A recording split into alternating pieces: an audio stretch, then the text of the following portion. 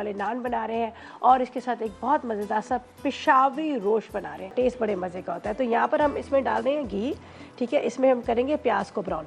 अच्छा, एक चीज़ मैं आपको बता दूँ, इसके अंदर कोई मशीन का इस्तेमाल नहीं होता, लेकिन क्या है कि मुझे यहाँ पर जब मैं कूटने बैठूँगी तो ये बहुत ज़्यादा यहाँ पर आवाज़ आएगी, और दूसरा ये होगा कि थोड़ा सा यहाँ पर उस तरह से नहीं बनेगा। लेकिन मैं इसको चॉपर में पीसूँगी, लेकिन आपको यही एडवाइस दूँगी कि आपने क्या करना है, इसको आपने कूटने वाला है या सिल हो उस पर आपने कूट लेना है, लेकिन बिल्कुल पेस्ट नहीं बनाना।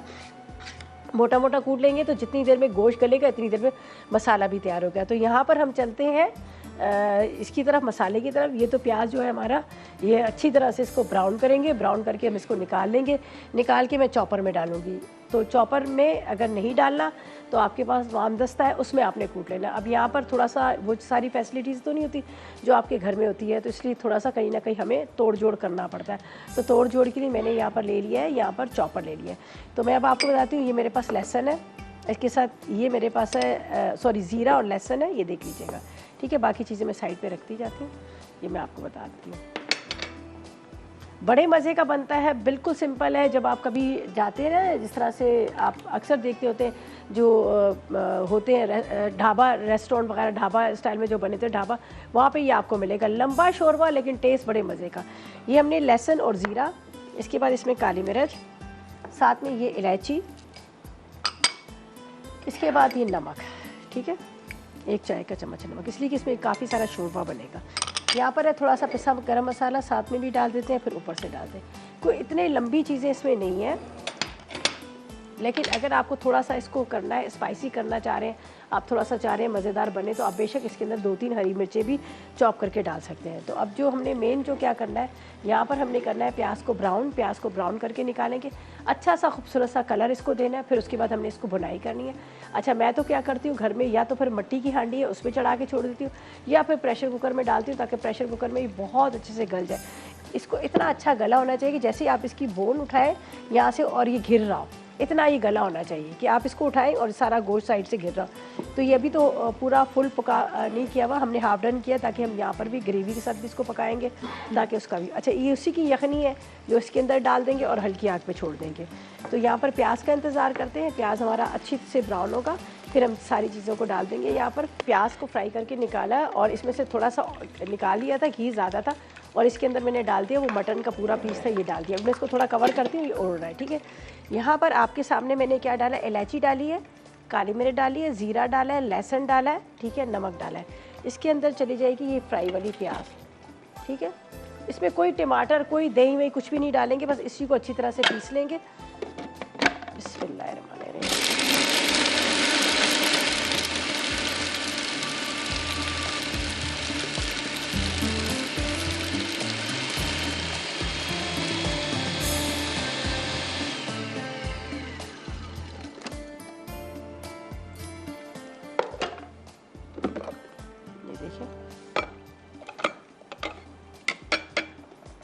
सारा मसाला इसमें निकाल के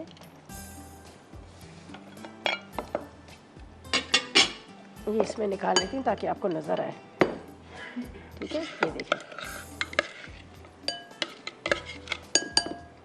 बिल्कुल इसमें कोई इतना वैसे नहीं होगा, सिर्फ पतला शोरबा होगा, लेकिन ये गला हुआ बहुत अच्छे से होगा।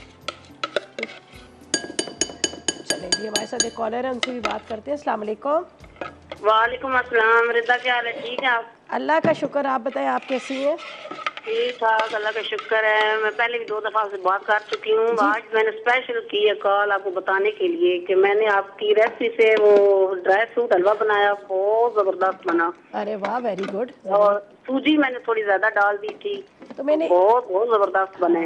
अरे वो भी वाह, बहुत जबरदस्त बने। अरे वाह, जबरदस्त, बड़े मजे का होता है सरसों का साग। तो वो भी आपकी रेसिपी से बनाया और आज माशाल्लाह बहुत प्यारी लग रही है, बहुत अच्छा लग रहा है आपको रेड फ्रूट। चलो, बहुत शुक्रिया, थैंक यू सो मच। अच्छा जी, आपकी रेसिपी हमेशा बहुत अच्छी होती है, बहुत जबरदस्त। चले, बहुत शुक्रिया। और कोई फरमाइश है आपकी? फरमाइश मैंने कहा कोई और है? चले, थैंक यू जी, थैंक यू सो मच, आपकी कॉल का बहुत शुक्रिया। और यहाँ पर क्या है कि मैंने मटन को थोड़ा सा फ्राई कर लिया था, बड़ा खूबसूरत सा ये कलर आ गया, ये देखिए। और अब इसको मसाले को थोड़ा भूनूंगी, ठीक है।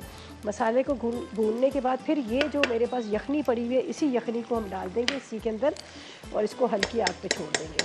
और जैसे मैंने पहले भी कहा है कि इसके अंदर कोई ऐसे मसाले नहीं हैं, बस हमने इसके अंदर जो डाला है यहाँ पर प्याज है, प्याज के साथ इलायची है, काली मिर्च है, नमक है और लहसुन है, ठीक है, ये सारी चीज़ें हैं।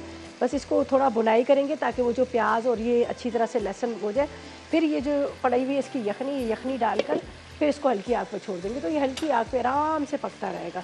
तो इस तरह से ये जो इसका सालन है ये बड़ा अच्छा सा ग्रेवी बन जाएगी। और यहाँ पर जो आपको ये प्याज नज़र आ रही है ना, ये दरदरी सी, ये भी सारी घुल जाएगी। अभी तो ये थोड़ी सी आपको नज़र आ रही है, देखें ये अच्छी तरह से।